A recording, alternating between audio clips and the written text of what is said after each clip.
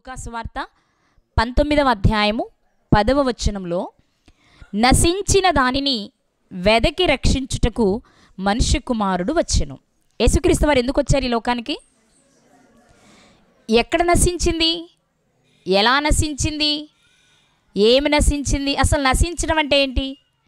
నశించడం అంటే చనిపోవడం. మామూలు అర్థంలో చెప్పాలి అంటే ఎప్పుడు చనిపోయారు? అపరాధముల చేతను పాపముల చేతను మనిషి చనిపోయాడు. ఎప్పుడు అపరాధము చేత చనిపోయాడు? మళ్ళీ ప్రశ్న. అపరాధముల చేత మనిషి ఎప్పుడు చనిపోయాడు అంటే మొట్టమొదటి మనిషి దగ్గరికి వెళ్ళాలి. ఎందుకు? ఆదాము గారు ఏం చేశారు? అపరాధము చేశారు కదా. ఆజ్ఞ అతిక్రమమే పాపము, అపరాధములో పడెను. ఎవరు కదా? మాట చూద్దాం ఒకసారి. తిమోతి గారికి రాసిన మొదటి పత్రిక 2వ అధ్యాయము 14వ వచనం. తిమోతి గారికి రాసిన మొదటి పత్రిక 2వ అధ్యాయము 14వ వచనంలో ఆదాము మోసపరచబడలేదు, కానీ స్త్రీ మోసపరచబడి అపరాధములో పడెను. అపరాధం అంటే అపరాధమన్నా పాపమన్నా పర్యాయ పదాలే. మనిషి ఎప్పుడు నశించిపోయాడు అంటే పాపము చేసి. పాపం ఎప్పుడు చేశాడు అంటే మొట్టమొదటి మనిషి అయిన ఆదాము గారు ఆజ్ఞను అతిక్రమించినప్పుడు. అంటే మొదటి మనిషి అయిన ఆదాము గారు పాపము చేస్తే లోకములోనికి పాపం వచ్చింది. మీరు మర్చిపోద్ది మాట. ఆదాము గారు పాపం చేస్తే ఆదాము నుండి వచ్చిన వారందరికీ పాపం వచ్చిందా? లేక ఆదాము గారు చేసిన పాపాన్ని బట్టి లోకంలోనికి పాపం వచ్చిందా? కొంచెం జాగ్రత్తగా వినాలి ఈరోజు పాఠాన్ని మీరు. ఎందుకంటే ఇప్పుడు లోకంలో జన్మ పాపం ఉంది అని, జన్మ పాపం లేదు అని 2 భాగాలుగా నడుస్తుంది. ఇది మీరు గమనిస్తే జన్మ పాపం అంటే అర్థం ఏంటంటే పుట్టుకతో మనిషి పాపి. పుట్టుకతో మనిషి పాపి. నేను ఒక్క మాట మిమ్మల్ని డైరెక్ట్గా అడుగుతాను. పుట్టుకతోనే మనిషి పాపైతే ఒక పాపినిచ్చిన దేవుడు అది బహుమానం అవుతుందా మనకి? చెప్పాలి మీరు. దేవుడిచ్చే పిల్లల్ని మనం ఏమంటున్నాం? బహుమానం అంటున్నాం. బహుమానం అంటే మంచినిస్తుందా చెడునిస్తుందా? ఆనందాన్నిస్తుందా బాధనిస్తుందా? ఆనందాన్ని ఇవ్వాలి. అది మంచిదై ఉండాలి. మంచిదైతేనే కదండి మనకు అది బహుమానం. మరి గర్భఫలము దేవుడిచ్చే బహుమానం అయినప్పుడు ఆ పిల్లలు పుట్టుకతోనే పాపులైతే ఒక పాపిని మనకు బహుమానంగా ఇస్తే అది బహుమానం ఎలా అవుతుంది? అవుతుందా? కాదు. కాబట్టి పుట్టుకతో మనిషి పాపి కాదు, కానీ పుట్టి లోకంలోనికి వచ్చేటప్పటికి లోకములో అప్పటికేముంది అంటే పాపం ఉంది. ఇదే మాట రోమపత్రికలో మనం చదువుతాం. ఒకసారి చూద్దాం. 5వ అధ్యాయం రోమీలకు రాసిన పత్రిక 5వ అధ్యాయము 12వ వచనము. ఇట్లుండగా ఒక మనుష్యుని ద్వారా పాపమును, పాపము ద్వారా మరణమును ఎక్కడికి ప్రవేశించింది? మనిషిలోక లోకంలోక? చెప్పాలి మీరంతా. మనిషిలోక లోకంలోక? మరి మనిషి ఎలా ఉన్నాడు? మనిషి ఎలా ఉన్నాడు మీకు తెలుసు కదా. ప్రసంగి గ్రంథంలో దేవుడు నరులను పాపులుగా పుట్టించానని కదా అనాలి. మరి దేవుడు పాపులను పుట్టించానంటే బాగుంటుంది, కానీ దేవుడు నరులను యథార్థవంతులుగా పుట్టించెను. నరులను అంటే కేవలం ఆదాము హవ్వగారులు మాత్రమే కాదు, పుట్టే వారందరినీ దేవుడు నిజంగా. అందుకే కదా, ఎందుకంటే మనం ఇక్కడ ఎందుకు మాట్లాడుతుంటే అదేంటండి, నరులు అంటే మొట్టమొదటి నరుడు ఆదాము, తర్వాత వచ్చింది హవ్వగారులు. వాళ్ళ మాత్రమే తీసుకోవాలి. వాళ్ళని దేవుడు పరిశుద్ధంగా పుట్టించారు. కానీ ఆ తర్వాత వచ్చేవారందరూ పాపులే అని మీరు అనుకుంటే, ఒకవేళ వచ్చేవారందరూ పాపులైతే, పుట్టుకతో అందరూ పాపులైతే మీరు చిన్నపిల్లలను పోలి నడుచుకోండి అని యేసుక్రీస్తు వారు చెప్పకూడదు. మనిషి జన్మతః పాప అంటే కాదు. మొదటి మనిషి అయిన ఆదాము హవ్వగారులను దేవుడు యథార్థంగానే పుట్టించారు. ఆ తర్వాత పుట్టే ప్రతి ఒక్కరిని కూడా యథార్థవంతులుగానే పుట్టించారు. మరి ఎప్పుడు మనిషి పాపిగా మారుతున్నాడు అంటే మొదటి మనిషి అయిన ఆదాము గారు చేయొద్దన్న పని చేసి పాపిగా మారితే, ఇప్పటి వరకు ఉన్న ప్రతి మనిషి కూడా కొంత వయసు వచ్చిన తర్వాత లోకములో ఉన్న పాపమును తాను అంటించుకుంటున్నాడు. ఎందుకంటే పాపం ఎక్కడికి వచ్చిందని చదివామన్న రోమపత్రిక 5:12లో లోకంలోనికి పాపం వచ్చింది. లోకములో ఉన్న పాపాన్ని ప్రతి మనిషి అంటించుకుంటున్నాడు. ప్రతి మనిషి అంటించుకొని పాపిగా మారిపోయి నశించిపోతున్నాడు. కాబట్టి నశించిపోతున్న ప్రతి వ్యక్తిని వెదికి రక్షించడానికి యేసుక్రీస్తు వారు ఈ లోకానికి వచ్చారు. యేసుక్రీస్తు వారు పరలోకంలోనే దేవుడు ఎందుకు పుట్టించుకున్నారు అంటే ప్రతి పని ఆయన ద్వారా చేసుకోవాలని. ఆ క్రీస్తుని ఈ లోకానికి ఎందుకు పంపవలసి వచ్చింది అంటే మనిషి యథార్థమైన స్థితిలో నుంచి పాపిగా మారిపోతున్నాడు కాబట్టి. మారి నశించిపోతున్నప్పుడు దేవుడు మరలా అనుకున్నది ఏంటంటే ఇలా నశించి నరకానికి వెళ్ళిపోవడం ఆయనకి ఇష్టం లేక నశించిపోతున్న వారందరినీ వెదకి మరీ రక్షిస్తూ, వెదకి రక్షించడం అంటే ఏంటి? లోకంలోనికి పాపం వచ్చింది, ప్రతి మనిషి పాపాన్ని అంటించుకుంటున్నాడు, మరి ప్రతి మనిషిని రక్షించేయచ్చు కదా, మళ్ళీ వెదకి రక్షించడం ఏంటి? అందరిని రక్షించొద్దా? మాట్లాడరేంటండి? అందరిని రక్షించాలిగా, మరి వెదకి రక్షించడం ఏంటి అంటే కొందరిని రక్షించాలనా? ఇక్కడ మీరు అర్థం చేసుకోండి, ఏ వ్యక్తి అయితే నేను రక్షించబడాలనుకుంటాడో ఆ వ్యక్తి కొరకు మొదట పని జరుగుద్ది. ఎగ్జాంపుల్, అసలు ఈ మాట వ్రాయబడిన సందర్భమే జక్కయ్య గారి సందర్భం. ఆనాటి కాలంలో చాలామంది ఉన్నారు జక్కయ్య గారు లాంటి వాళ్ళు, కానీ అందులో జక్కయ్య గారు మాత్రమే యేసు ఎవరో చూడాలనుకుని చెట్టెక్కి కూర్చున్నాడు. అతనికి ఉన్న ఆసక్తిని బట్టి మొదట అతను రక్షించబడారు. అది వెదకి రక్షించటం, మనకున్న ఆసక్తిని బట్టి. మీకు చాలాసార్లు ఎగ్జాంపుల్ చెప్పాను నేను. ఎవరైనా ఒక వ్యక్తి నీటిలో కొట్టుకుపోతున్నాడు అనుకోండి, నీటిలో కొట్టుకుపోతున్నాడని చూస్తే తెలుస్తుంది మనకి, చూడకపోతే ఎలా తెలుస్తుంది? కొట్టుకుపోయాడు అరవాలి. మా ఇంటి ముందు కాలంలో ఒక వ్యక్తి కొట్టుకుపోతున్నాడు, నేను ఇక్కడ ఉండి చూడను, కానీ నేను రక్షించండి రక్షించండి అరిశాడు అనుకోండి, నేను చూడకపోయినా విని పరిగెడతాను, ఎక్కడి నుంచో వస్తుంది, ఎవరో రక్షించమని అడుగుతున్నారు అని.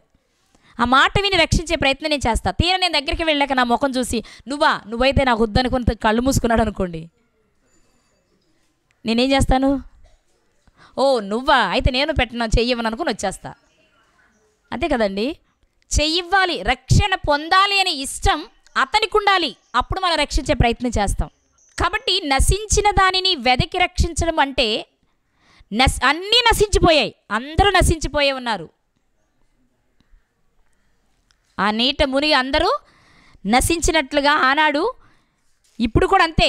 కానీ మనం గమనించవలసిన విషయం ఏంటంటే నశించిపోతున్న వాడు నేను నశించిపోతున్నాను, నన్ను రక్షించేవారు కావాలని ఎవరైతే ఎదురు చూస్తారో, ఎవరైతే చేయి చాపుతారో అలాంటి వారిని వెతికి ముందు రక్షించాలి ఆయన.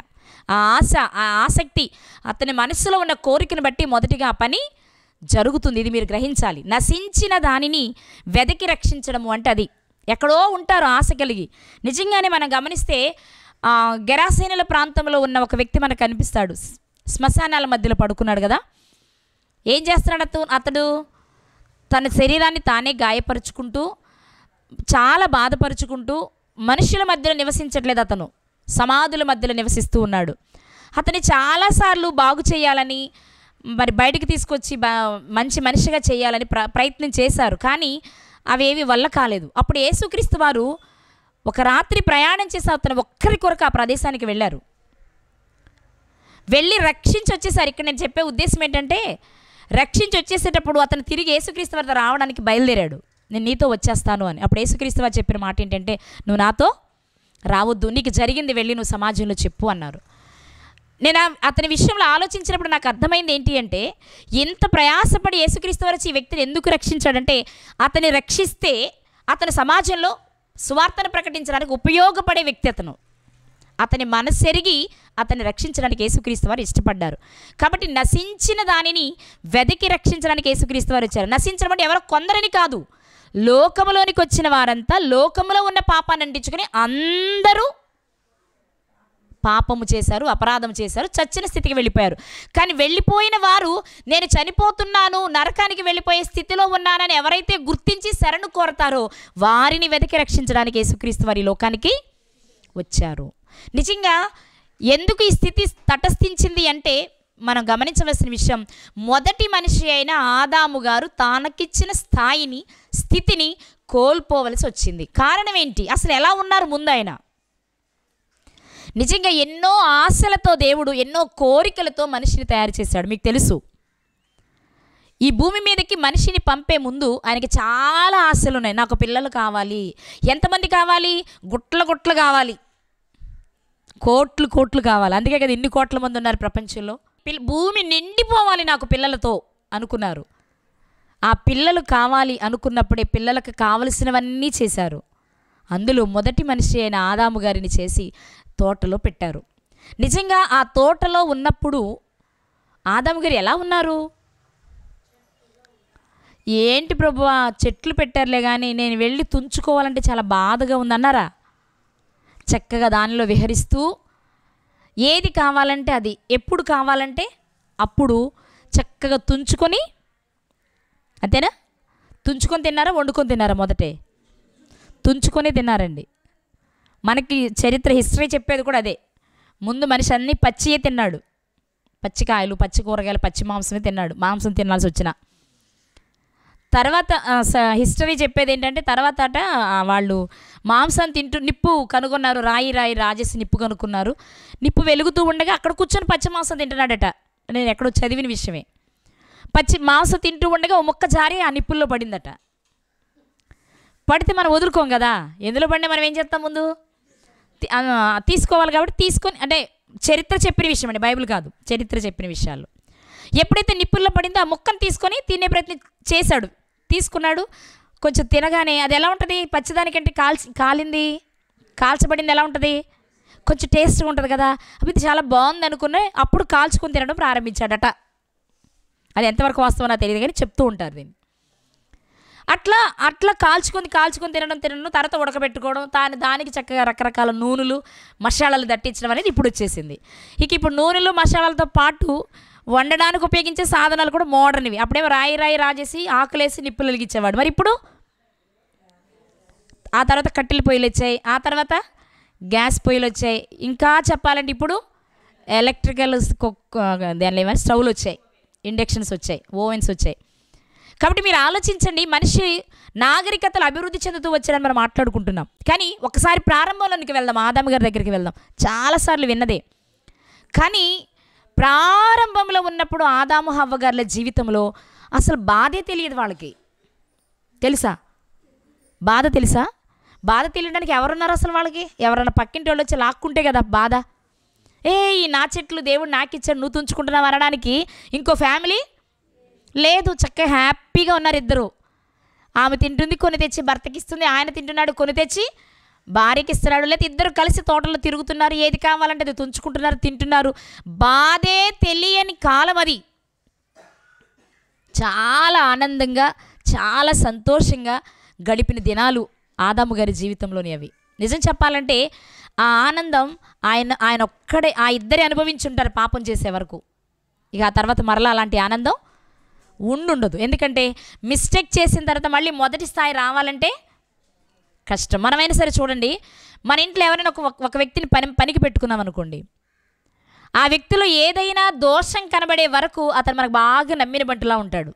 సమస్తం వదిలేస్తాం వ్యక్తి చేతి మీద. మనం ఇంటి తాళాలు, బీరువా తాళాలు కూడా ఇచ్చేస్తాం. చక్కగా హ్యాపీగా ఉంటుంది అప్పుడు కదా.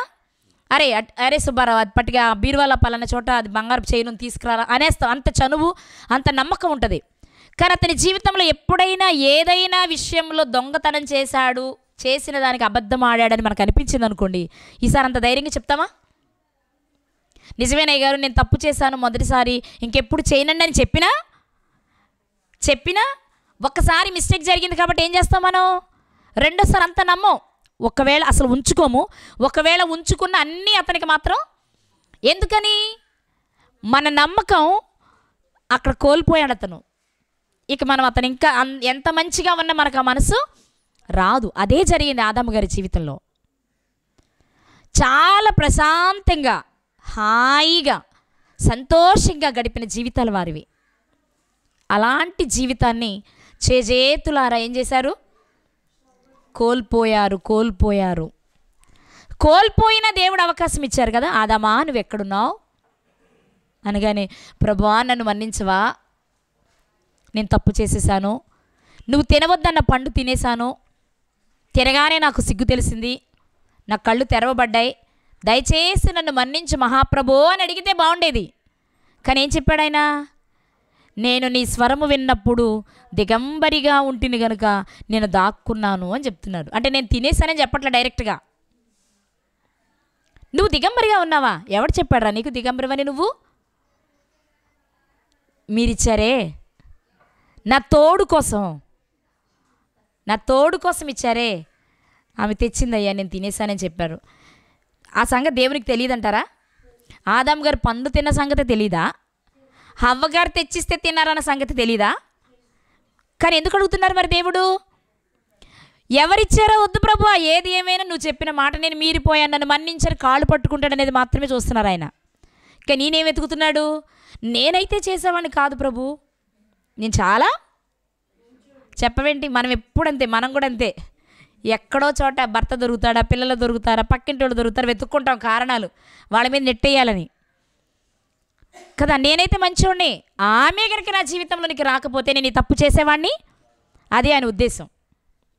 ఇచ్చిన అవకాశాన్ని కోల్పోయి లోకంలోనికి పాపాన్ని ప్రవేశపెట్టడం వలన ఆనాటి నుంచి మనుషులలో స్వచ్ఛమైన ఆనందం మనుషులకి కరువయింది.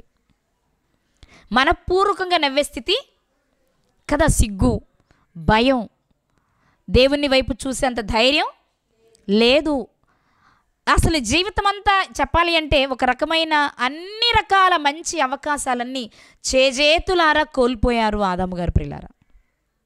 కానీ దేవుడు ప్రేమించి, నువ్వంత సిగ్గుపడక్కర్లేదు, నువ్వంత బాధపడక్కర్లేదు, మీకు ఒక అవకాశం నేను ఇస్తాను అని మొదటి మనిషి అయిన ఆదాము గారు చేసిన తప్పును, ఆ పాపము నుండి మనలను బయటకు తీసుకురావడానికి కడపటి ఆదాముగా యేసుక్రీస్తు వారిని ఈ లోకానికి పంపించారు. పంపిస్తూ ఆయన చెప్పిన మాట ఒకసారి చూద్దామా? కొరింథీయులకు రాసిన మొదటి పత్రిక 15వ అధ్యాయము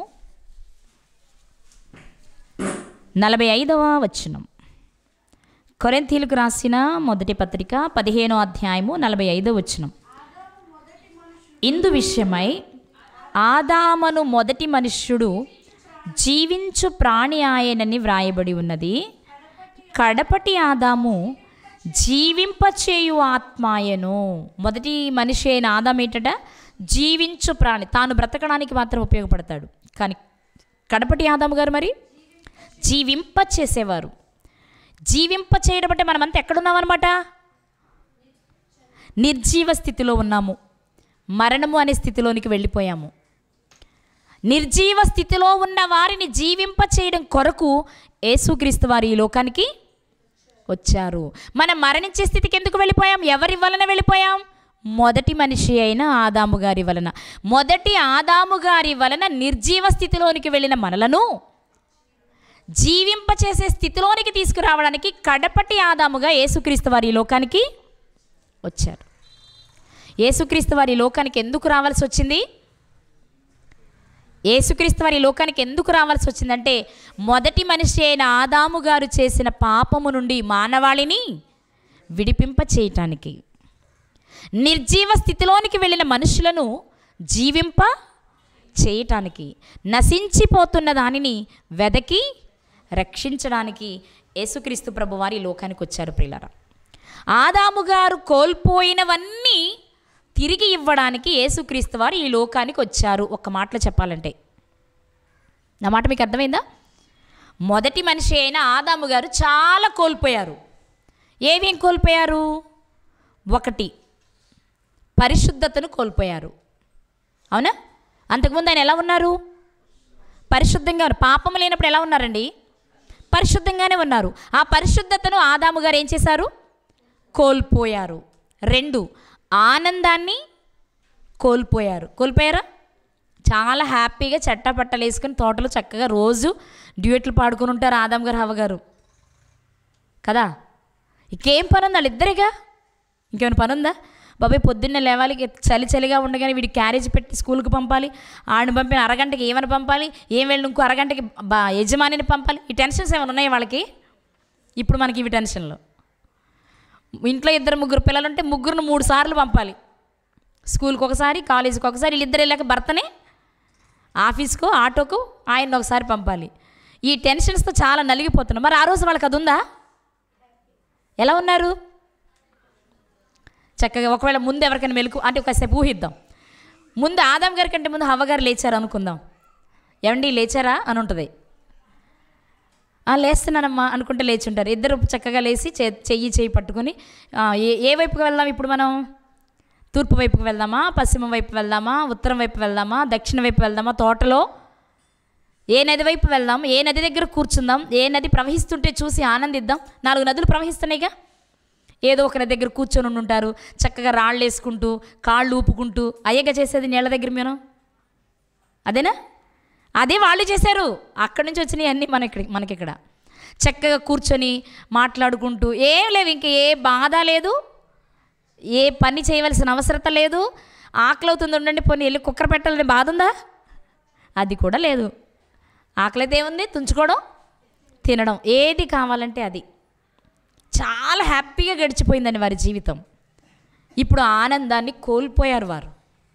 1 పరిశుద్ధతను కోల్పోయారు, 2 ఆనందాన్ని కోల్పోయారు, 3 దేవునితో వారికున్న సంబంధాన్ని కోల్పోయారు, సమాధానాన్ని కోల్పోయారు.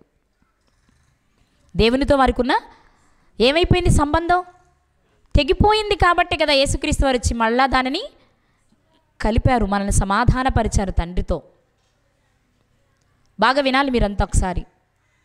పరిశుద్ధతను కోల్పోయారు ఆదాము హవ్వగారులు, ఆనందాన్ని కోల్పోయారు, సమాధానాన్ని కోల్పోయారు, చివరకు పరసంబంధమైన అదేనా ఏదైనా తోట అంటే పాపం చేయకముందు ఎలా ఉండుంటుంది? దేవుడే ఏర్పాటు చేసిన ఏదైనా తోట ఎలా ఉండుంటుంది? ఒక రకంగా తర్వాత అనుభవించే పరలోకపు అనుభవాలన్నీ ఇక్కడే చవి చూస్తుండాలి వాళ్ళు. ఆ పరలోకపు అనుబంధాన్ని కోల్పోయారు వాళ్ళు.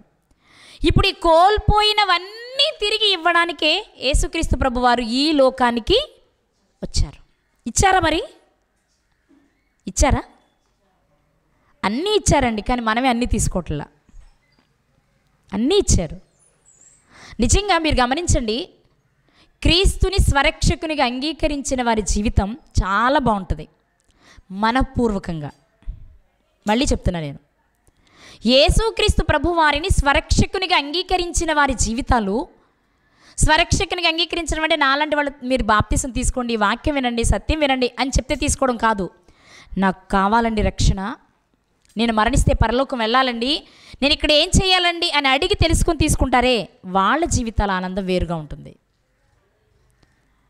వారు ప్రతి దానిలో కూడా ఆ ఆనందాన్ని వెతుక్కుంటారు. చిన్నదానిలో కూడా అది దేవుని వలన కలిగింది అనిపించినప్పుడు వచ్చే ఆనందం వేరు. మీరు గమనించండి, పేరుకు మాత్రమే రక్షణ పొందాం అనుకునే వారి జీవితాలలో మళ్ళీ ఆనందం ఉండదు. ఉంటుందా? మీరు చెప్పాలి, ఉంటుందా?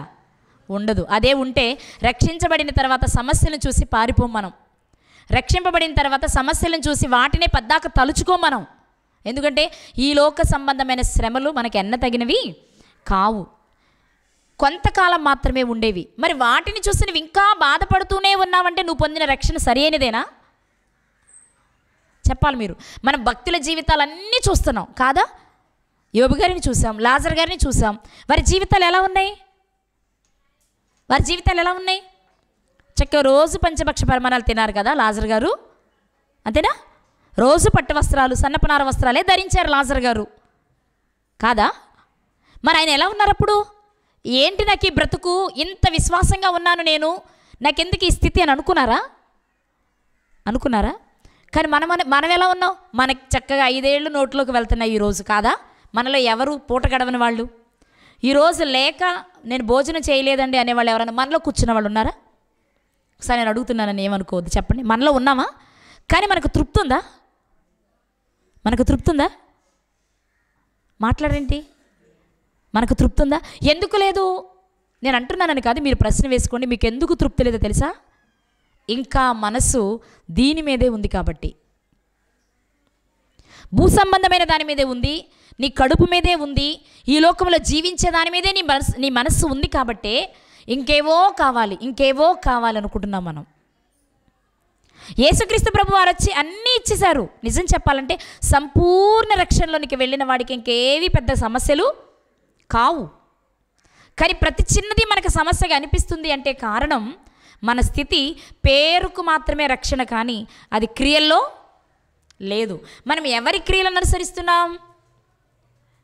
దైవ సంబంధమైన క్రియలైనా మన పనులు, దేవుడు చెప్పిన పనులైనా మనం చేసేది అంటే కాదు ప్రియులారా. కాబట్టి ఆలోచన చేయండి, యేసుక్రీస్తు ప్రభువారు ఈ లోకానికి రావడానికి కారణాలు ఏంటి అంటే మొదటి మనిషిని దేవుడు అన్నీ అనుభవించేవానిగా చేసి పరిశుద్ధుడిగా, నిర్దోషిగా, ఆనందాన్ని అనుభవించేవాడిగా, దేవునితో సమాధానం కలిగిన వాడిగా ఆ తోటలో పెడితే అన్నింటినీ కోల్పోయాడు. ఇక నేను ఇచ్చింది కోల్పోయావు, ఇక నువ్వు ఇలాగే ఉండని దేవుడు అనుకోలేదు. కానీ తిరిగి మరలా పునరుద్ధరించాలి అని మనలను ఉద్ధరించడానికి యేసుక్రీస్తు ప్రభువారిని ఈ లోకానికి పంపించారు. ఆయన వచ్చారు అని సంబరం చేసుకుంటున్నాం, ఆయన నా కొరకే వచ్చాడు అని ప్రతిసారి గుర్తు చేసుకుంటున్నాం. కానీ ఆయనలా జీవించే ప్రయత్నం మాత్రం మనం కాదా? ఒక్కసారి మీరు ఆలోచించండి. పరలోకము ఎంత వైభవం కలిగింది, పరలోకం ఎలా ఉంటుంది అసలు? ఆ అనుభవాన్ని మనం తలుచుకోవాలంటే చాలా ఊహకు అందదు, అంత అద్భుతమైన పరలోకం అది. అలాంటి లోకాన్ని విడిచి యేసుక్రీస్తు వారు ఏం చేశారు? భూలోకానికి వచ్చి ఇలాగే జీవించారా లేదా? అరే రాగానే ఏదో ప్రభువా వెళ్ళమన్నారు మీరు డాడీ, వెళ్తానన్నాను, కానీ మరి ఇంత భయంకరంగా ఉంటుందని నేను అనుకోలేదు. ఎక్కడ చూసిన డ్రైనేజీలు, అందరూ చెంబులు పట్టుకొని రోడ్డు పక్కలకు వెళ్ళేవాళ్ళే. వీళ్ళ మధ్యలో నేను ఎలా జీవించను అన్నారా? ఏమన్నా అన్నారా? మనమైతే అంతే బిల్డప్పిస్తాం. మన చిన్నప్పుడు అందరు ఇదే. కానీ ఇప్పుడు ఏంటి, మీ ఇంట్లో బాత్రూమ్ లేదా? మేమైతే ఇలా ఉండవండి అంటున్నాం మనం. ఎందుకని మనం ఆ స్థితి నుండి ఈ స్థితికి వచ్చాం కాబట్టి శుభ్రంగా ఉండాలనుకుంటున్నాను, తప్పనట్లా నేను. కానీ పరలోక ఆ బంగారు వీధుల్లో తిరిగే ఆ వైభవాన్ని వదులుకొని పాపభూయిష్టమైన ఈ లోకంలోనికి వచ్చి జీవించారే ఆయన. అంతకంటే తగ్గించుకునేవారు ఎవరున్నారు? కానీ అంత తగ్గింపు ఎవరి కొరకు చేశారు ఆయన? ఎవరి కొరకు చేశారు? నీవు నేను నశించిపోవడం ఇష్టం లేక, నీవు నేను నశించిపోతుంటే చూసి తండ్రి ఏడుస్తూ ఉంటే తండ్రి బాధను తట్టుకోలేక, కన్న తండ్రి కన్నీరు తుడవడానికి కన్న కుమారునిగా యేసుక్రీస్తు వారి లోకానికి, ఎంత భయంకరమైన పరిస్థితులు ఉన్న ఈ లోకంలో వాటిని అనుభవిస్తూనే అధిగమిస్తూనే మనకు ఆనందాన్ని ఇవ్వడానికి, మనకు సమాధానాన్ని ఇవ్వడానికి యేసుక్రీస్తు వారి లోకానికి వచ్చారు ప్రియులారా. మరి వచ్చారని చెప్పుకుంటున్న మనము ఆయనను మనలోనికి తెచ్చుకున్నామా?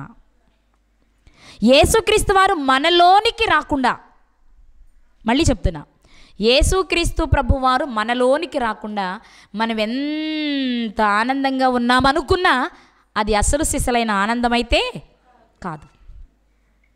యేసుక్రీస్తు వారు మన హృదయంలో జన్మించకుండా 2000 సంవత్సరాల క్రితం లోకంలోనికి వచ్చిన దాని వలన మనకు ఉపయోగం లేదు. ఎక్కడ జన్మించాలి ఆయన? మన హృదయంలో జన్మించాలండి, మన హృదయంలో జన్మించాలి. ఇక్కడ జన్మించకుండా నువ్వు ఆయన జన్మించాడని ఎన్ని పండుగలు చేసుకున్న దాని వలన ప్రయోజనం. కానీ ఇవాళ మనుషులు ఎలా ఉన్నారు? యేసు పుట్టెను, క్రీస్తు పుట్టెను, హల్లెలూయా. ఎక్కడ పుట్టెను? అప్పుడు పశువుల పాకలో పుట్టెను. ఇప్పటికీ మేము అదే గుర్తుంచుకుంటాం. వాస్తవంగా ఆయన పుట్టింది పశువుల పాకలోనా? ఆయన ఎక్కడ పుట్టారో మనకి చెప్పలేదు బైబిల్లో.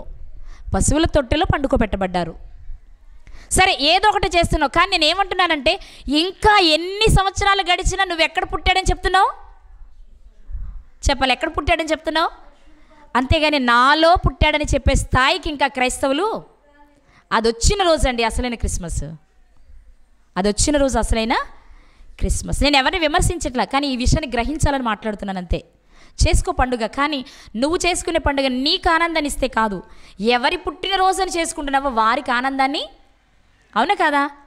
ఇప్పుడు మన ఇంట్లో పిల్లలు ఉన్నారండి, మన ఇంట్లో పిల్లడు పుట్టినరోజు వచ్చింది, నన్నే తీసుకోండి, మా అబ్బాయి పుట్టినరోజు వచ్చింది. నేను మా అబ్బాయి పుట్టినరోజు నాడు మా అబ్బాయికి ఏం కొనకుండా నేను పట్టు చీర కొనుక్కొని, నేను కేకు తెచ్చుకొని, నేను కేక్ కట్ చేసుకుంటే ఆయన సంతోషిస్తాడా? అబ్బాయి ఎంత మంచిదాని అమ్మ నువ్వు, నా పుట్టినరోజుకి నువ్వు చీర కొనుక్కున్నావు, నా పుట్టినరోజుకి నువ్వు కేక్ కట్ చేస్తున్నావు, అసలు ఇలాంటి అమ్మ ఎవరికి ఉండదు అని జేజేలు కొడతాడా? చెప్పండి, అసలు నువ్వేమమ్మమ్మ బాబు, అసలు నిన్ను ఎవరైనా అమ్మంటారా? అమ్మంటే ఏం చేయాలి? తాను మానుకునైనా పిల్లలకి చెయ్యాలి. ఇవాళ మనం చేసేది ఏది మరి? నా టైప్లోనే ఉన్నారు అందరూ. వాళ్ళు కొడుక్కుంటున్నారు కొత్త బట్టలు, వాళ్ళు వండుకుంటున్నారు పిండి వంటలు, వాళ్ళు కట్ చేసుకుంటున్నారు కేకులు.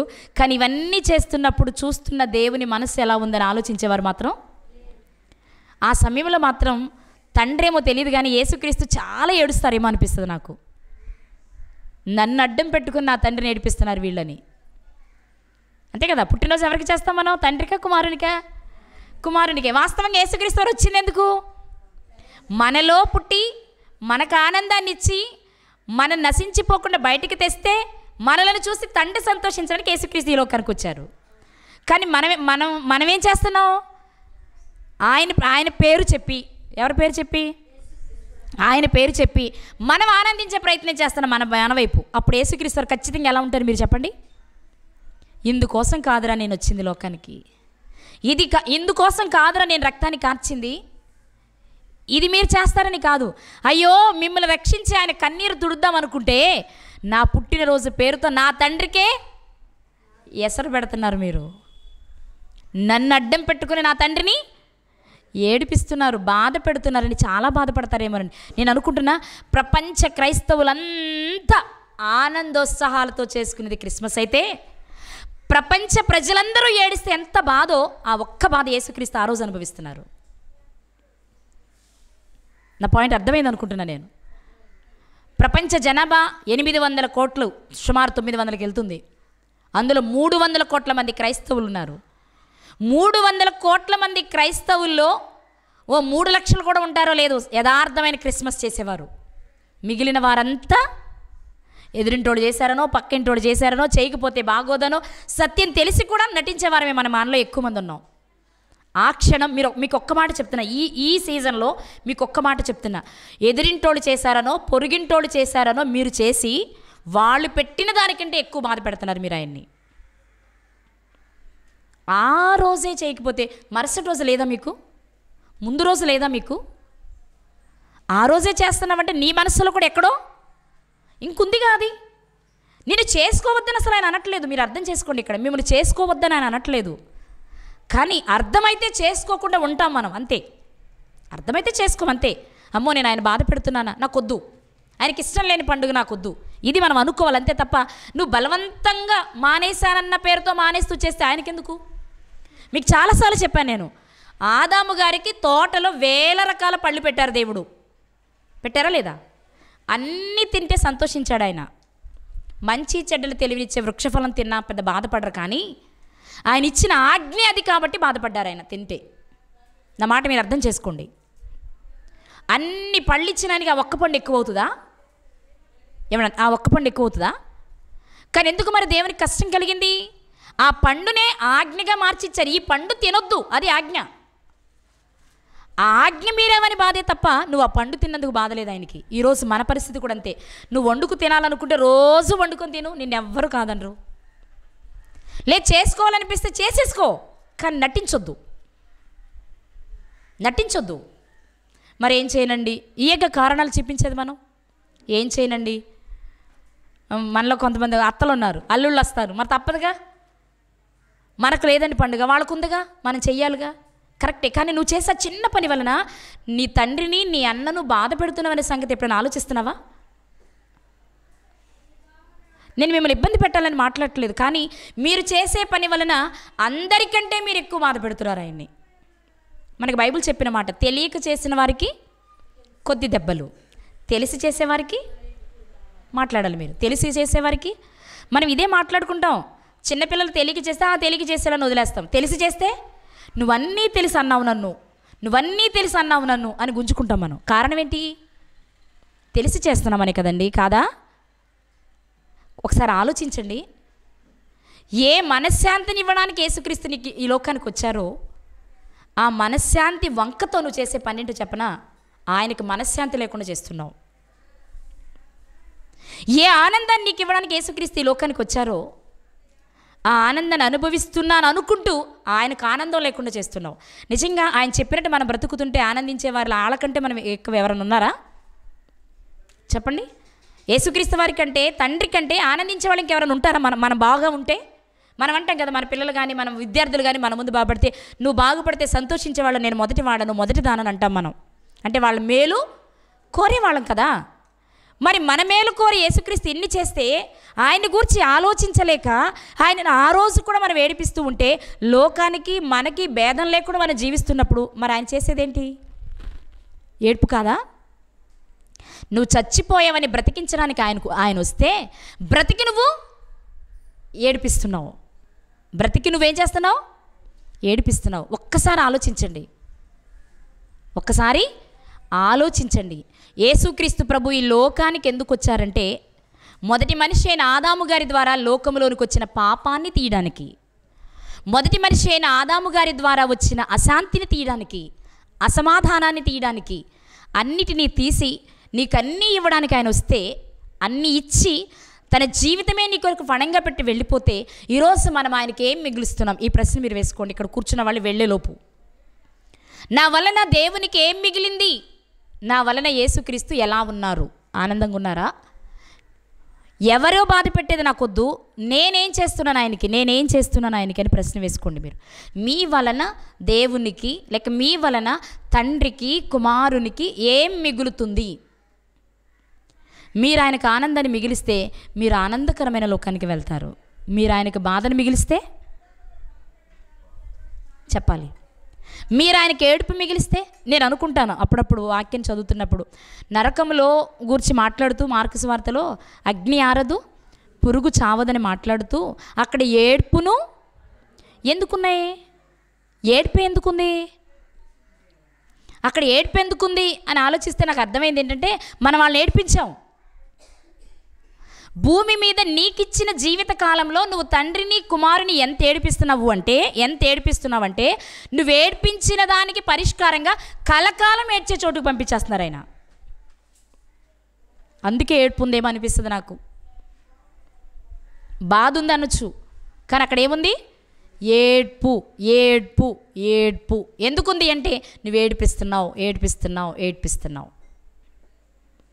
ఇప్పుడు మనం నేర్చుకోవాల్సింది ఏంటి అంటే, ఆయనను ఏడ్పించకుండా ఉంటే, తండ్రినైనా కుమారునైనా మనము ఏడ్చే చోటికి చెప్పాలి. ఏడ్చే చోటికి ఎవ్వరికి భయపడవలసిన అవసరం లేదు. ఎవ్వరు మనకు పరలోకాన్ని ఎవరైనా ఇస్తారా? పరలోకం దాకా వద్దండి. మనం బాధలో ఉంటే మన బాధ ఎవరైనా పంచుకుంటారా? సగం నాకు నడుము నొప్పి ఉందని కొంచెం నా నడుము నొప్పి తీసుకున్నాను అడగండి ఎవరినన్నా. కొంచెం తీసుకుంటారేమో, ఒక రోజుకి తీసుకుంటారేమో. మీ నడుము నొప్పి అద్దెకి తీసుకుంటారేమో ఎవరైనా ఒక రోజు చూడండి. తీసుకుంటారా? మాటలు చెప్తారు, కావాలంటే జెండు బాంబు రాస్తారు. మీ నొప్పి మాత్రం ఎవరు పంచుకోరు, మీ బాధనే పంచుకోరు. ఇక్కడ బాధని పంచుకోరు. మనం చనిపోతే మన వెనక ఎవరు రారు. ఇక్కడే చేయలేని వాళ్ళు వాళ్ళ చేతిలో లేని పరలోకాన్ని ఎక్కిస్తారా? వాళ్ళ కోసం ఎందుకు జడుస్తున్నావు?